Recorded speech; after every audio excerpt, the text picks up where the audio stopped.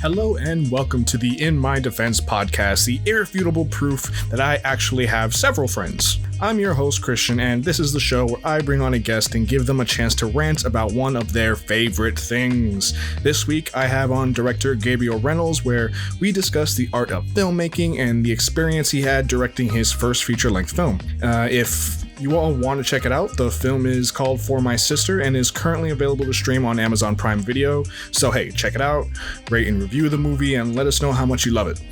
Gabriel is a talented artist, and I want to see more people like him doing their thing for the rest of time. For show notes, make sure you check out inmydefensepodcast.com, and if you have any comments about the episode, feel free to email at inmydefensepodcast@gmail.com. So let's just get into the episode with Gabriel Rhenals and I talking about filmmaking.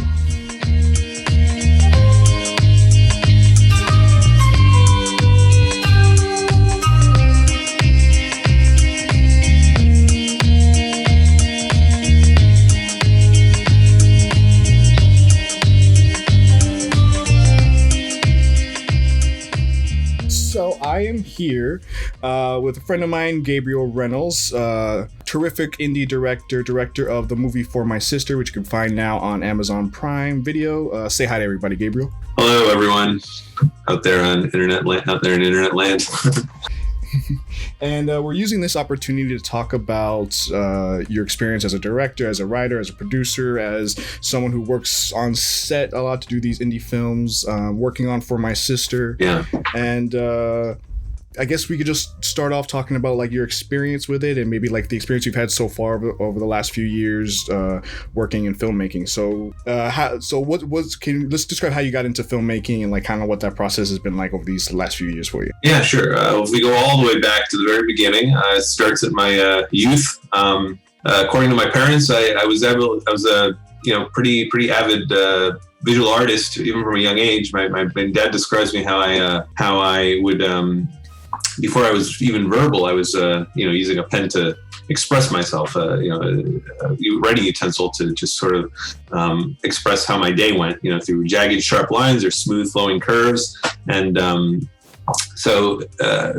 going very far back, and I was always very in tune with a visual art sensibility. And I guess it's no big surprise that as I grew up, I became fascinated with, I kept up with visual art, but I got more into story-based or sequential art, like comic books and movies.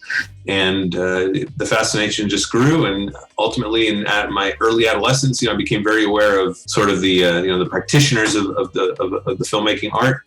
And I fell in love. And early adolescence, I seized my dad's digital 8mm video camera, and the rest is sort of history, so to speak. Was there ever a chance that there would be like some kind of other medium you would get into? Like filmmaking is really interesting to me just because like it is one of the most accessible mediums that like where it's this style of storytelling where you can hit a lot of people very quickly, right? Because a video is super easy. Like most of the time it's a story that you can absorb within maybe at most a few hours, right. Like two or 3 hours. So it makes it really easy to sit down and kind of like enjoy something for what it is. Yeah. Was there like me being a comic book fan and a film buff and all these other forms of storytelling? Was there any chance that you would end up doing something else besides filmmaking? Yeah, I mean, before that early adolescent period where I kind of became really aware of sort of the personalities and the world of behind the scenes film, the filmmaking. I really saw myself maybe as a potential animator or an illustrator for comic books. It was something that I would do. I would draw my own little sort of the borders of my notes in school or agenda book, just like little kind of like mini comic books.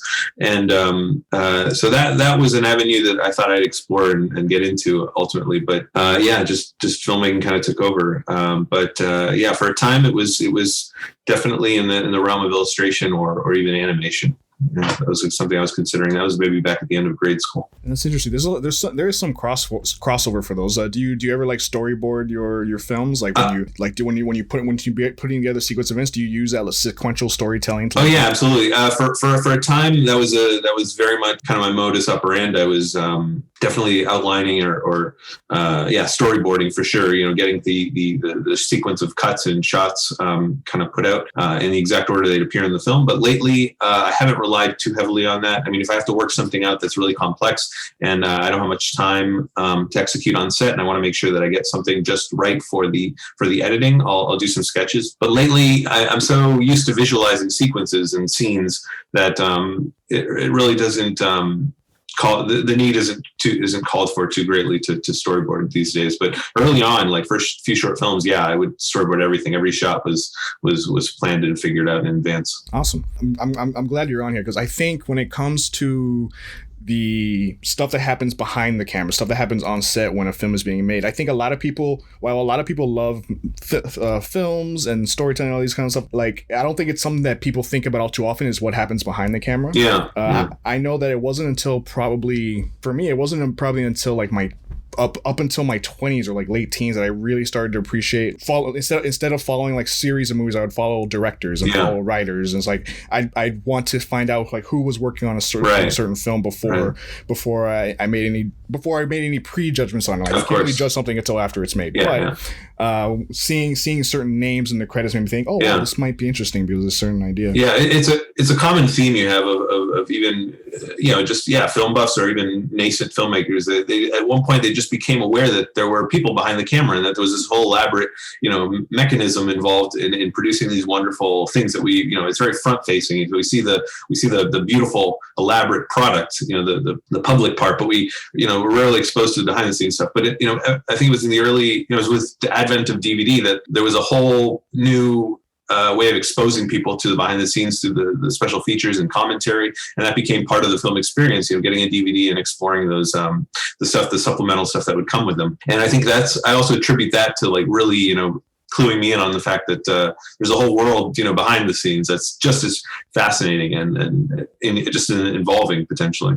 And the idea that like while like some of these sets might have hundreds of people doing them, the teams can also be as small as maybe like a dozen or just a few people, or one or one in other cases where it just becomes like this really amazing endeavor for someone to put on, and it's super accessible for someone to get to it, where all you need is maybe like, I mean, now you can do it with a cell phone, which is really interesting. And we've seen like theatrical releases of movies that were filmed on like something like Tangerine that ends up on film or something like that. Were there any, growing up and finding out about the names behind the cameras and all that kind of stuff, were there any like inspirations for you? Any people that you kind of look up to or still look up to? Oh yeah, absolutely. I'm not going to name any names because it's kind of obvious. I mean, I think the majority of the filmmakers that inspired me when I was, coming up and doing this on my own were, the movie Brat Pack of the 70s and 80s, Lucas, Spielberg, Scorsese.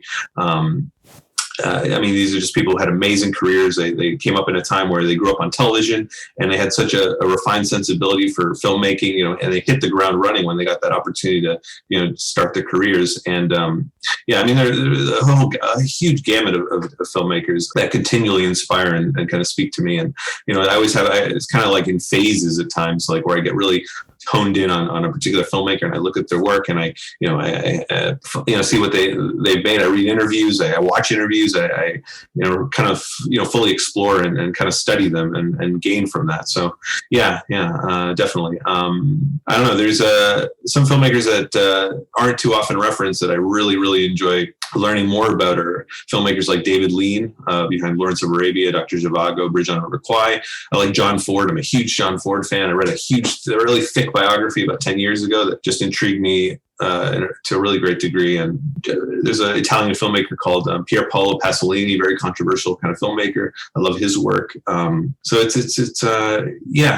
always like keeping my eye on things that I may have missed in my my own personal survey of what's out there. Roger Corman, king of low budget B movies. Like I love like more I do like serious kind of prestige fare, but I also like really kind of hammy sort of B movie stuff that's really done cheaply and kind of. So it's a lot of filmmakers. It's too many to name really, and I feel like if I just choose a select bunch, it's kind of like limiting what the full range is. No, it's really cool that like seeing someone like drawing the gamut of all those different names and seeing all these different styles coming through and being able to draw different things. Like filmmaking is one of those things where I feel definitely steal from your favorites. Maybe like not like steal like specific IP or anything like that, but definitely like steal techniques. If you see something that's interesting, or you see and that you've never really seen done too often, and you feel like you can it'll help you get across whatever idea you're trying on a story, definitely steal from it. It's not it's something that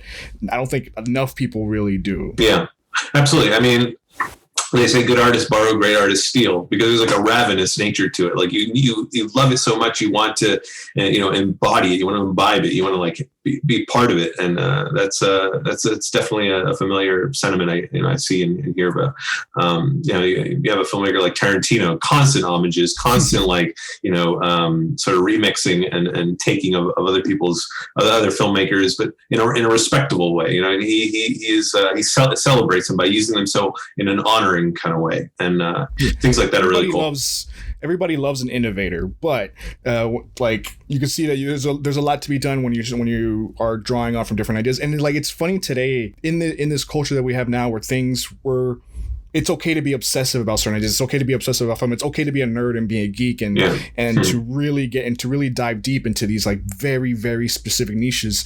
And then you have someone, and then so like that's why you see someone like Tarantino, and then all these other directors that are coming up nowadays. People like you, people who grew up on all these previous works, like standing on the shoulders of giants. Where people can really accomplish so much. Right. That's Isaac Newton. Standing on the shoulders of giants. Yeah, absolutely. Yeah. So I'm really excited to see like where things go, because like seeing people innovate in the thing, and then like the person who might come up with like some new way to tell a story may not necessarily be the best person equipped to tell the best version of that story. So it's really interesting to see like what happens later on. It's an exciting medium for that reason. I mean, there's so many facets to it. There's kind of like I think there's a lot of places it can go. I think, after 100 years, I think we're just scratching the surface. I think, filmmaking is it's such a rich art form. It includes so many different disciplines that, the combinations and kind of like, what can be done with it is always an exciting prospect, I think, for any art form, but one that's so young, relatively young compared to like music and architecture and, dance and even theater. It's pretty young. It's a young form.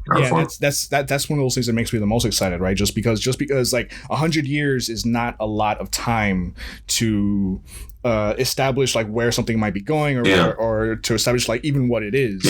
And so seeing all the different influences that can happen thanks to technology and other mediums doing their own thing, and like you said, like filmmaking just draws in all these other different things. Like it is a mixture of art and music and writing and theater, and it just can lead to so many great places. And so I'm the next 100 years will probably be insane when it comes to where film can go. Right.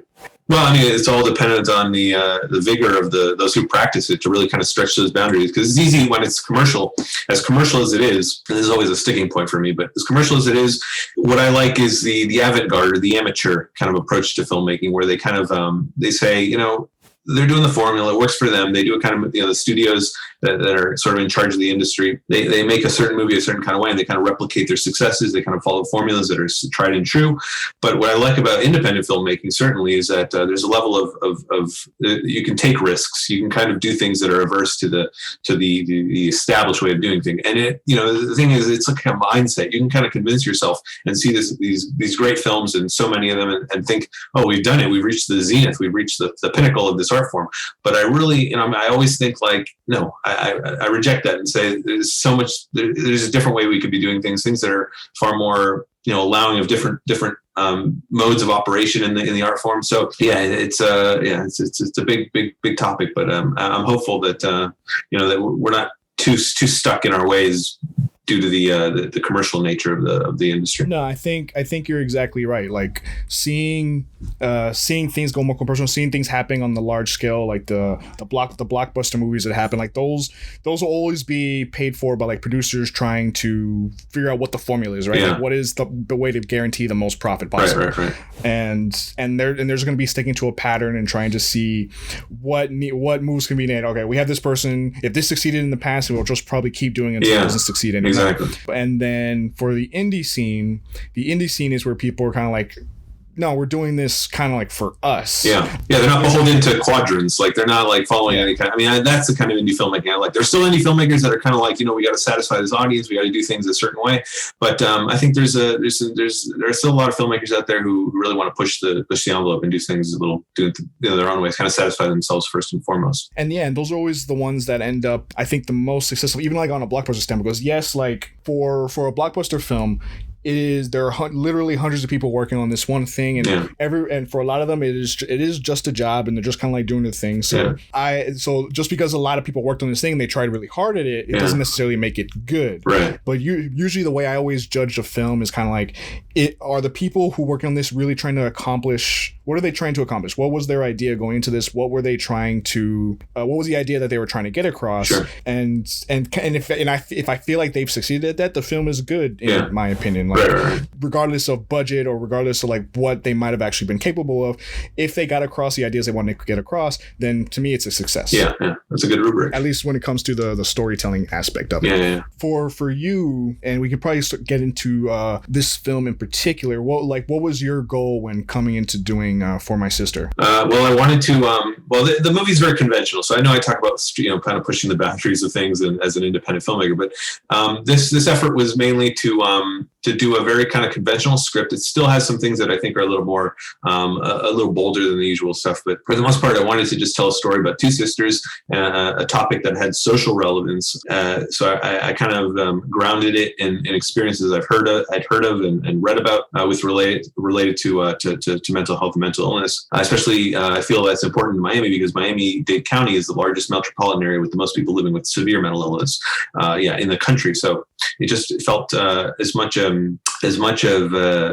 sort of a duty to do this kind of film as much as it was like pure artistic inspiration. So it was grown from just a desire to do a first feature, follow a tried and true formula with a traditional 3-act structure, tell a very simple story about two sisters, and I think I satisfied those basic requirements. It's a film I'm extremely proud of.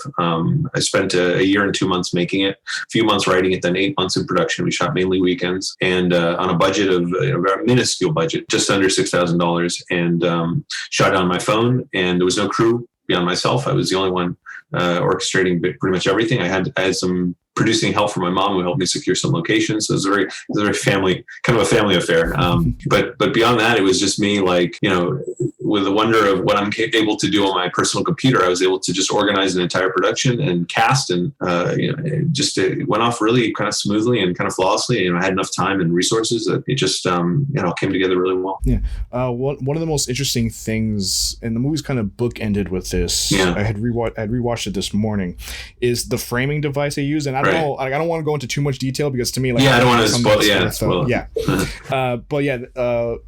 Was the framing device you used for getting the story across something that was due to those budgetary constraints, or was it because I feel like this is kind of the idea that you had for this framing device, or something like, oh yeah, you can do this for like future films. Yeah, absolutely. This would be a cool thing to see, like, like all these things happening in the same world. Yeah, absolutely. Oh yeah, there's definitely I had it in mind that I was doing something with not like sequel potential, but certainly a universe that contained within that the use of these what are the time traveling nano drones. But yeah, no, it was also a way. It was several birds with one stone. It was a way of justifying the lo-fi, phone approach, because it's not like you're not watching it from a God's eye point of view, sort of excellent high quality, high fidelity imagery. You're watching drones, so the drone footage produces something a little more lo-fi. So it sort of justified the use of the phone to shoot the film. And also, I wanted to just contest the idea that like we have to approach every medium like from an omniscient perspective rather than something that's more limited and more subjective and has a definite time and place that's knowable. Rather than assuming, just God's eye sort of thing. So it was sort of like a multi-tiered. The idea behind it multi-tiered, and I wanted. It was definitely a cool approach, and it definitely colored my perspective. Where it was like seeing, it was like it felt like spying. Really, it felt like I was spying. Yeah, well, it's also the nature of a lot of film. We're we're in on these people live. They don't know we're watching, but we're watching them. So I wanted to kind of like play on that a little bit. I thought that was really an interesting facet of storytelling in film is the perspective which you observe things. And so when it came to like putting the film together, did you other than like your own personal support, people within your circle that you're able to draw from, was there any like support coming in from the community or from the city or anything like that? I tried to milk, everything in my immediate circumstances, everything that my family could offer, that my cousins in here in Miami could offer, friends that I knew had things available that I could shoot. Like the film is kind of like written around things that I knew I had access to. So I really took advantage of those resources, but I didn't take on any money or financing. I had, these are all my own savings that I applied to the film. So it was really kind of like a very homegrown, very grassroots sort of thing. And I want to keep things that way. Like that, I like that mode of operating where I'm not like taking on investors. I'm not taking on, big money. And then, because with that may come demands and limitations on what I can do. So if, you keep it kind of close to the chest and kind of, very personal and intimate, I think you can retain that essential freedom that comes with doing things that sort of way. Mm-hmm. Was your goal kind of just like to get the story out there because it was something that you felt like needed to be told, or let's just start with there. Was like just the story that you felt like needed to come out and need to be out there in the world for other people to watch? Oh yeah, absolutely. With every film that I make, like I kind of like try to pick a theme that has relevance beyond just artistic whim and just like I try to do something that's kind of like tied to the social fabric, something of some relevance to society at large. So yeah, like I said, it felt more like as much a duty to do a film about this topic as much as it was like just kind of like a really creative and fun idea. I think it has both, but certainly the former, it was definitely a kind of priority. Awesome.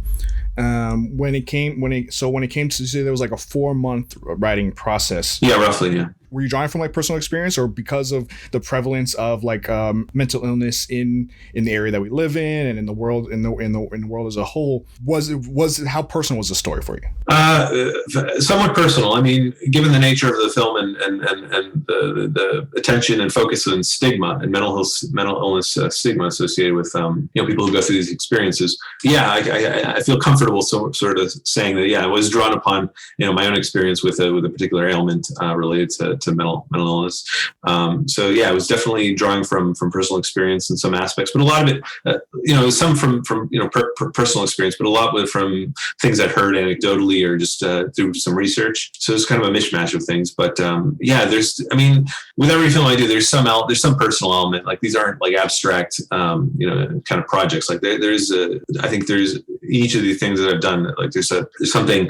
There's myself, in a lot of what's sort of the impetus behind these films, like something that I think is important and relevant to me as well.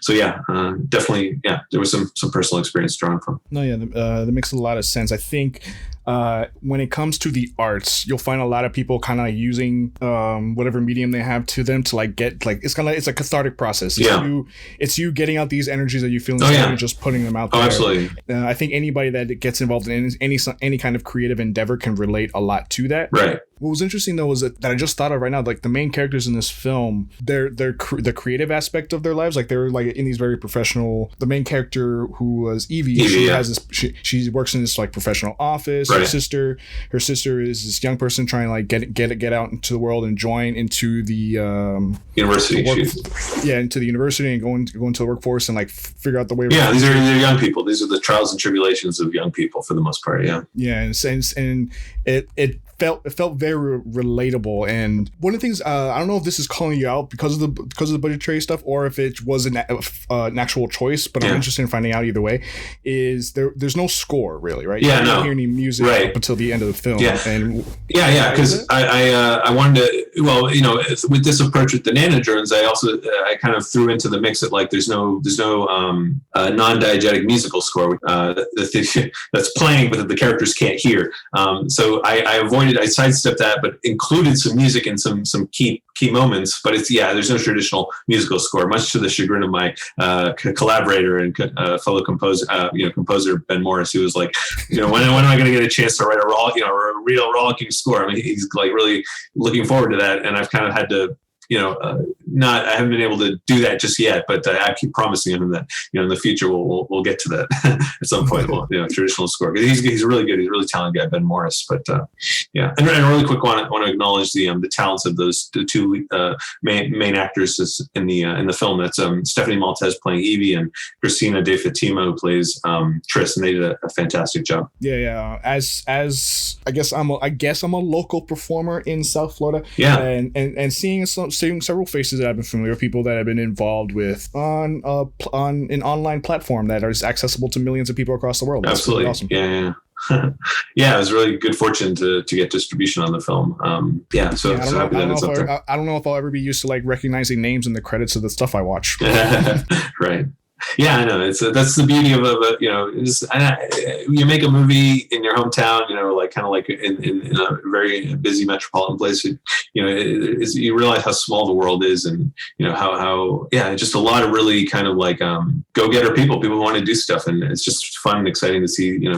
Just catching some of them and letting them do their work within the frame of the film. And so I'm glad you had that experience and were able to see some familiar faces. Yeah, out of curiosity, if you kind of had a practically unlimited budget, like what would you have? Scary thing. Like if you had like the reason not to do whatever you wanted, what would have been your decisions? Would there be that many differences, or if you could have done anything? Yeah, if it had the same basic concept, I can. It's sort of, what I do is I kind of further kind of justify how can I say this? I make sure that the cinematography absolutely reflected the drone-like, kind of like the movement and the maybe even how those nano drones would work exactly in those scenarios. Because as it is, it's not 100% perfect. Like there are some things where I kind of feel like there's a cameraman behind a human. Human. It's not like a floating drone, but if I had the resources to pull that off exactly, and I could keep things in the same mode that I had them when I made the film, I'd definitely try to make sure that that aspect was far more in line with the broader sort of articulation of that idea. It's only because those level of nano drones don't really exist yet, right? Government, no. That's right. CIA, those kind of drones don't exist is the only reason why. Right. I don't want to give them any ideas, I'm sure. Yeah. So being behind the camera and working as the writer, producer, director for the whole thing, when it comes to your experience working behind the camera and it being kind of like not necessarily guerrilla filmmaking, but like using a cell phone for the whole process and everything. No, it was very guerrilla. I mean, we were on locations we didn't have permits for, so we had to work fast and quick. And there were times where I was told that I couldn't finish shooting, and just lucky enough that I was able to get what I got before I had to leave the area. All right, so definitely guerrilla filmmaking. Yeah, definitely. Yeah. Let's talk about that. I don't know if that's something that a lot of people are super familiar with, but yeah, like when you need permits and stuff to like really film professionally on set and things like that, and so when you're doing guerrilla filmmaking, it's basically just taking a camera and getting what you can get in the time that is available to you. Yeah, and then dodging any potential people who may be curious about what you're doing and maybe prohibit what you're doing. So thankfully I was shooting with just a gimbal with a phone and a microphone, one-handed thing, so it was easy to go in, get it, and get out. And it just by virtue of that, just the way the technology was implemented, it allowed me to work fast in places that I didn't have the permits. But if I were working with an elaborate crew and equipment and everything, I would have had to get those permits, because you can't set up days and then risk it by being thrown out if you don't have the right permission. It always is fun seeing that happen though, where someone does have like a big set. And it's okay, we need to move all these lights quickly. No, I went to film school. It happened all the time where there were some situations where people were promised things. They showed up with everything, a lot of equipment, all truck and all this thing, and ultimately they couldn't shoot, and they had to retool, and it affected a lot of productions. That happening. It's very common. All right, everybody came out here. Now we have 22 minutes. Yeah, or extreme time constraints, and that's no way to work. If you care about the product that you're making, you want to ensure that you have ample time to get things right. It's all this is worth. You spend so much time writing and honing a script and everything. You want to execute well, so you just watch out for that. Another goal that I want to ask you about, other than just getting the movie out there for people to watch, is what are you kind of hoping that this does for Well, where are you hoping for the film to go? Like now it's on a streaming platform, and streaming is a godsend. I mean, the fact that people can just tune into it in their living room or on any device of their choosing is just like, incredibly an oasis in the desert. It's like, and this oasis is expanding. Like it's streaming is becoming the kind of the premier place to experience, to receive content. And the main goal is just to get people to watch it, enjoy something that I spent a lot of time working on, experience the art of it's just what this is all about, is really just just getting an audience to watch a film and enjoy it. And does it give you that opportunity to also do it more often? Like, what does this mean for like the next possible feature? Yeah. Okay. Well, well, I signed with a company that is very indie focused. They're called Indie Rights. They're based in LA. They're an incredible company run by the same woman who leads the company is the same one who responds to all the emails. So it's a very kind of like how can I say this? It's a very intimate operation, but they do they're very dedicated to helping the cause of independent filmmakers. And I have one film with them, so in the future, you've established that relationship. Is potential that I could get them to accept probably my next film and get it also on the same streaming platform. And Amazon is just the start. There will likely be more in the future, but Amazon is the first one they typically set a filmmaker up with, because it provides the best analytics, and that kind of determines where the films are best playing or best served. That's interesting. Yeah, I didn't know about it. Like I didn't know about that when it came to Amazon. I think Amazon does seem to be like a first step for a lot of. Yeah, it's huge. It's the biggest streaming service. That's not Netflix. Netflix, of course, is a whole different story. Requires a different set of circumstances to get on that service. Even Netflix keeps a lot of like their streaming numbers like private, and they hold them. Yeah. Amazon's far more open in that regard. Yeah. Yeah, it's interesting. So does this mean more possible features, or are you kind of like? Oh yeah, no, it's features from here on out. Like this is the currency of the filmmaking kind of the world. People determine great talent by feature films. Short films are like calling cards or proofs of concept and everything, and they're fun and they're easy to do. And I love the 17 years I spent making short films. I really it was a great training ground, but I always knew that it was always going to lead to making feature films. So from now on, it's just feature films. And doing it on the indie scene, I like we said before, like there's just so much about indie filmmaking that will elevate the rest of like filmmaking for the rest of the time, just because like the opportunities, well, not the opportunities, but the things that you can do when you're not beholden to producers. Yeah. And when you are just trying to get an idea, those are the innovators. Those are the people that can actually like get these new grand ideas out there. And some of the most interesting things you will see in film are done with $6,000 budgets. Yeah. and makes me really excited to see like where things go from there. Yeah, I mean, with streaming, you're opening up a whole new sort of like avenue for people who really didn't have they had a voice, but they didn't have a loudspeaker. But now they have easier. It's much more easy to access that loudspeaker and then to get their the product of their own process out there. So. Yeah, it's an exciting time. I think it's and especially, I mean, the whole pandemic situation, as terrible as it is, has certainly accelerated this shift in terms of streaming. And I think it was inevitable, but now it's like more. It's more immediate now. And Former Sister has had like theater. Yeah, there was some exhibition that we did just before the pandemic hit, like the 6-8 months before everything went kind of closed down and everything. Yeah. We had 2 screenings at Coral Gables Art Cinema, wonderful venue. And then 2 educational venues at FIU and then Miami-Dade College, Homestead. And those were great screenings, well attended, fun affairs, getting to see your film, projected on a fairly large screen. And especially in Coral Gables Art Cinema, they have a state-of-the-art theater, really, really great place. And I wish I could have done more, but, fortunately, fate has its way. So, yeah. Speaking on these times that we live in, as every commercial always ends up calling them. Is there kind of like some kind of special approach done to filmmaking now? Like, are you still able to work work or? Well, I had a script all ready to go, a follow-up script. I mean, a full 100. I believe it was a 90-page script, ready to go, ready to shoot. I had the lead actor already, extremely excited, ready to go on this. And I finished the script like about a month after the crisis hit, and I realized like there's no way I can pull this off until we return to like even a scrap of normalcy. But it was a fairly ambitious, a lot of, not as ambitious in terms of like locations or certainly the cast, but it was a very conventional script that would have seen actors and locations and things of that nature coming together in a film. But I had to put it aside, and in the intervening months, I've just been kind of retooling, just figuring out what can I do in these very limited circumstances, and it's definitely changed the way I approach ideas. Like I can't do what I wanted to do. I'm somewhat interested in that too, though, because with these limitations, limitations do breed innovation. Absolutely. Just because you can't do a certain thing, right, means that you'll just have to approach it a different way. Absolutely.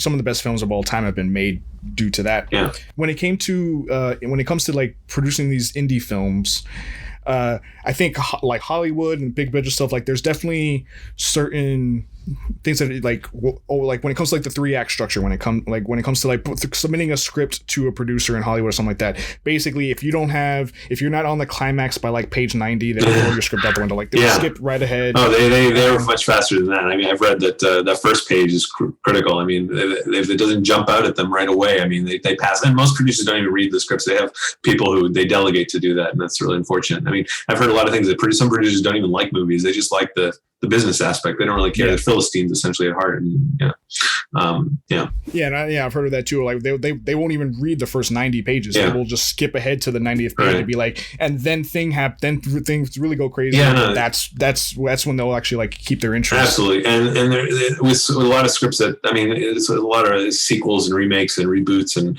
all sorts of things that are just sort of like working off established properties. And there's a sort of it's kind of like it's like an apolitical conservatism, right? Yeah, no, it's these massive media conglomerates. They're only interested in the bottom line and how much money they can squeeze out of the audience, and like that's toxic. Like that's just, I mean, that's the nature of the economy, and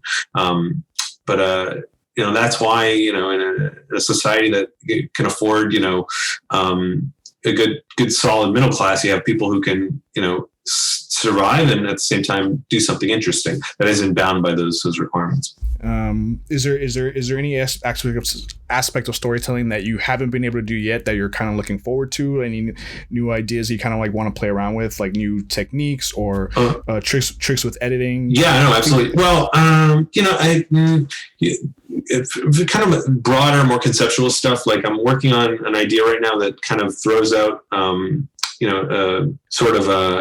placing actors in a scene and location and having a dramatic scene play out, and are kind of playing with just the nature of, like, in a similar vein to the nano drones, kind of playing with the nature of perspective and how you receive a film, or at least film events. I'm trying to get away from storytelling, believe it or not. Like I'm trying to like get away from that fundamental, what is assumed to be that, you have to have in a film. And, because when I was at film school, like I was exposed to a lot of experimental films. Even before then, I was kind of curious about, kind of the outer reaches of like the people practicing this art form. So I'm not saying it's a full consuming, got to go away from story. It's just like I'm thinking of I have ideas and concepts that are far more, take more advantage of the purity of the medium. Again, I don't like talking too much about them. Kind of spelling it out is kind of deflates it to a degree. And these things are best kept in the head until they're ready to execute and put into action. That does get my mind racing a little bit. So what do you think are the aspects of filmmaking that aren't really achievable by other mediums? To me, like editing is just the idea that you're putting a sequence of images together. You're deciding their placement. Like for me, what's exciting about the medium, like what I do, like the thing that gets me like really excited is just putting together, building sort of a line of thought with images put together, kind of building a kind of an ecosystem between things that are kind of images that are interrelated, and there are connections that are built between different kind of incorporating a narrative sensibility, but also just exploiting that very primal nature of that experience that you can produce with something edited a certain way. Yeah, I don't know. To me, just put that juxtaposition, that combining things in new and interesting ways is kind of the kind of the well of that filmmaking for me. That's interesting because I'm trying to like wreck my brain about those kind of things at the same time, and I think like film is really the only medium where you have a series of images coming up in a prescribed order, trying to get a certain point across. And it'd be interesting that it doesn't necessarily have to be following a narrative. It doesn't necessarily have to. There doesn't have to be like some kind of consistency to perspective. Right. There's a lot of like I'm already thinking of like some really cool places that someone might be able to go with that kind of thing. Yeah, I mean, it's sometimes, it's difficult to articulate. It's really just a thing that you hold in your head until you're ready to execute. And always the trick is, like my mentality is always like, I want to do experimental filmmaking. Ultimately, like I want to do more stuff that's riskier and far more kind of untried. But at the same time, you want to make it accessible. You don't want to alienate, a potential, viewer base. You want to kind of bring them along on this really kind of a radical journey. Because like if for anybody listening, when it comes to appreciating a certain medium for what it is, it's always because of the things that it's capable of doing, and no one its own virtue, its own unique quality. Absolutely, that's very important. Because I think of things like you being a comic book fan, like I think about like something that comic books do that no other medium can do. Like one is that the imagery that it invokes is only limited by the time the artist has to actually put it on the page. And there's another aspect of storytelling through a comic book that can only happen in a comic book is the turn page. Is someone saying a thing in the last panel on the right side on the right page or on the last panel, and then you turn the page and then it's just something, and then it totally changes everything that happens. Absolutely. Even that nature of just turning the page, that's part of the medium. I mean, and you should exploit that. Artists should work in the comic book medium. You can easily exploit that, and I'm sure they do. You're making the reader a part of the story. Right. They actively had to progress from one moment to the next by turning that page and moving to the next thing. And so those are the kind of things that we're talking about when it comes to what you use a medium for. Absolutely. And I'm thinking about like what film does, and like film is like you're taking a chunk of this and you're taking bits and pieces of different moments along that you're able to like put to film, and then or digitally, whatever we say film, but it's digital, proudly digital. But taking all these different cuts and putting them together in a way that gets an idea across, and not even necessarily a story, but an idea. Right. Like Inception is one of my favorite movies, and it's just because it's like the art of filmmaking, being able to put an idea into somebody's head without. Right. It's that whole metaphor behind that. Yeah, beautiful film. Totally. There's some Asian comic books, like in the Asian comic book industry. I think they've really got it down because they play with huge swaths of space, and they kind of balance things out between like very kind of like kinetic things versus more like kind of calmer, more passive parts of a comic book. It's not always like the same consistency. And I've seen some examples of that, and that just like, extraordinary stuff. And I think, you can, I think that's just any visual medium. There's so many things that you can exploit that are relating to just the nature of what they are and what they can do. And I think because that's the trick with comic books, right? It's like the trick with comic books is the person absorbing the story is 100% in charge of the pacing of that story. So. You can linger on a page or a panel or a word bubble for as long as you want before you move on to the next part of it. You can go back.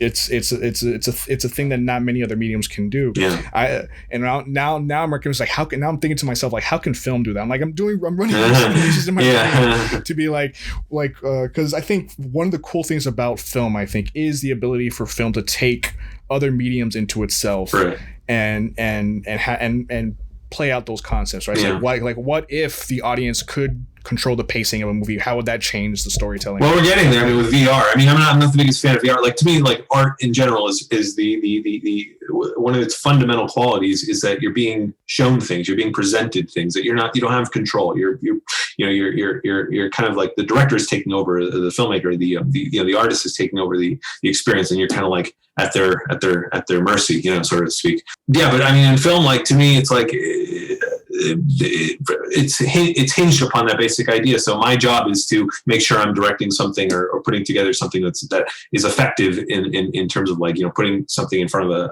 an audience, making really a lot of choices, good choices, entertaining, thoughtful, potentially inspiring and interesting. But like when it comes to the ideas that you're trying to get across, what are the tools that you have available to you? Like so you have the editing, you have the ability to be able to make choices while you're actually filming the scene. You have playing around with playing around with the pacing, playing around with settings and all these kind of things. I was like, are there any tools that you have access to that you find work best for you and the kind of storytelling that you want to tell, or is it just depending on the moment? I gotta say, a majority of what I do is all, it all comes from just the pen and paper, or just like an open notepad document on my computer where I just catalog and get all my ideas out. And that's where all this is really determined. I mean, it's fun on set. There are all sorts of things, there are all sorts of choices and problems you have to resolve and choices to make. But the fundamental thing for me is the writing, is kind of building it all, the whole framework or the blueprint well beforehand, in either typing it out or by longhand. Yeah, I think we've talked about it before. You're someone who definitely appreciates being able to get it all ahead of time. Oh yeah, I'm a child of design. I mean, a lot of people who are children of nature, and that's fine. That's a beautiful thing. But I'm a child of design. Like I like premeditated, things that are carefully honed in advance before they're executed. Yeah. That's one of the consistent things. No, that's a very amazing thing. I am incredibly jealous of you because I am a child of chaos. I am super comfortable with just like dealing with it at the moment and just kind of like hoping for the best. Right. There's nothing wrong with that. It has its own strengths and its own. I mean, what you and everyone does at Improv Workshop is hinged upon that basic idea of just being spontaneous, operating on some good principles, and just kind of on the seat of your pants. And that's an incredible talent and skill. And but there's another world that I come from, but I have so much admiration for that. The children of chaos. The thing is being able to get it all out ahead of time. Like I as someone who I play D&D. I play like simulations online, like simulation games. Like I'm playing Factorio, trying to like plan out and design my own versions of like the most efficient machines possible. Yeah. And like, can I just throw everything into this and see what happens and see what works and then I watch it all fall apart and then I try again. So like the ability to be able to visualize everything that you need and get it all on a page and is amazing to me. It is mind-boggling. And it's something that like I am severely jealous of you, and totally in awe at the same time because if I ever got into filmmaking, I would totally see myself as doing like that Judd Apatow style. It's like we're gonna record 100 hours of video and dialogue, and then we'll just take the best parts and see. We'll figure it out in post. No, there's a lot of filmmakers in film school that were like that. They're like just don't plan, just execute, just improv filmmaking. And there was something I admired about that. I didn't ascribe to it, myself to that full degree, but I definitely admire that sort of thing. So there's all sorts of approaches and ways, to do things. But I don't know. Just to me, it's always been, filmmaking is hinged on the writing. It's always been a kind of a solitary activity. I didn't get into film like through like TV production with a bunch of friends making crazy videos. Like that's a common avenue into filmmaking. Mine was more like, I want to tell a story. I want to write a script. I want to present this to actors and get them to do this. And I want to just be me, my camera, my tripod, and just execute, from that basic premise. It's definitely like there's two kinds of people in this world. And I don't imagine some of those beautiful things happen when like those things combine. So like I'm definitely there's always a mixture. It's never one, absolutely one or the other. There's always It's always fun to watch. It's really amazing. So as we're nearing the end of this recording, Gabriel, For My Sister is out, available for people to watch on Amazon Prime. Is there anything you want to say about the film itself that kind of like that maybe you haven't said so far to kind of like get people to want to watch this and check it out? Yeah, totally. It's a fun, heartfelt story about two sisters, one of which named Evie, played by the wonderful Stephanie Maltese. She's struggling and finds herself in a quest to help her younger sister Tris, played by Christina De Fatima, also a wonderful actress, trying to get her out of a serious funk. It's threatening her upcoming university career, and it's steeped in sort of a sense of dire crisis that is mental health in this country. Some aspects of the film are a little exaggerated, but kind of absurd, but to make a very important point about the nature of mental health stigma. They say that the greatest barrier to mental health is in fact the fear and apprehension related to seeking care and being open about the issue you may be having. And so the film is a fairly, I like its pace. It's a really quick pace. So if you think it's like a very kind of long-winded drama, it's not. It's got good humor in it. There's levity sprinkled throughout. And it's a fun movie. A lot of people have attested to that fact.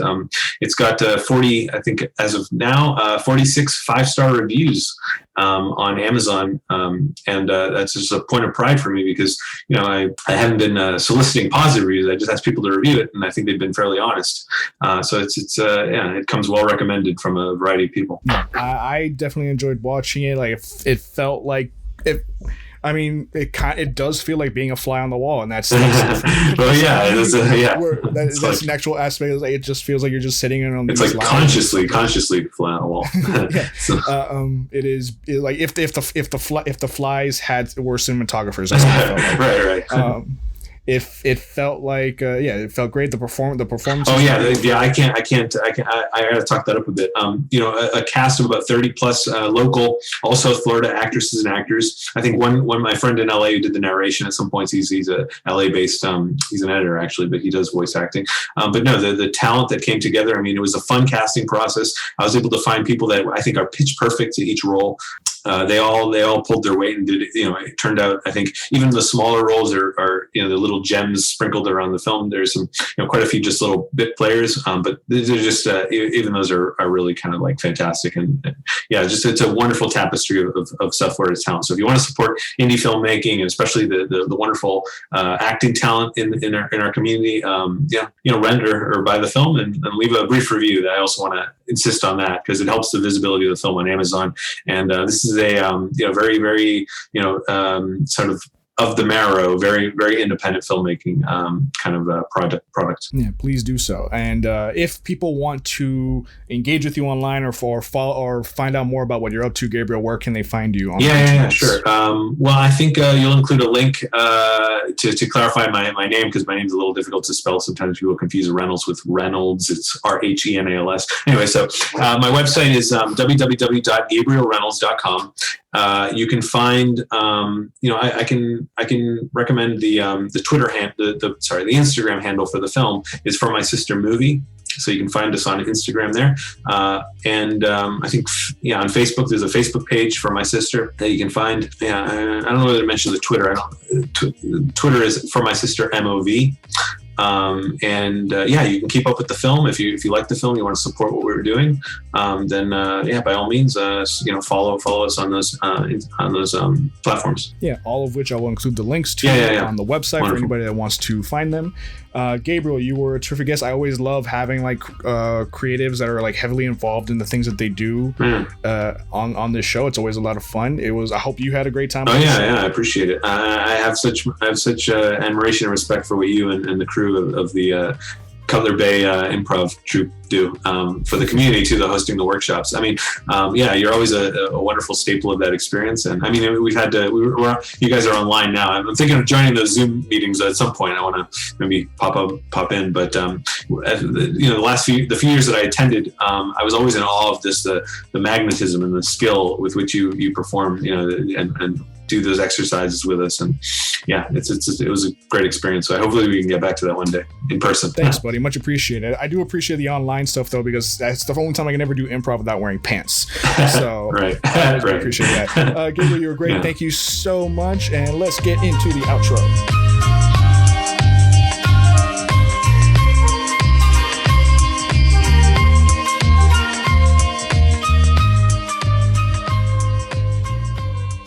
And that is the episode, folks. It's episodes like this that I really love. Big props to Gabriel for being on the show.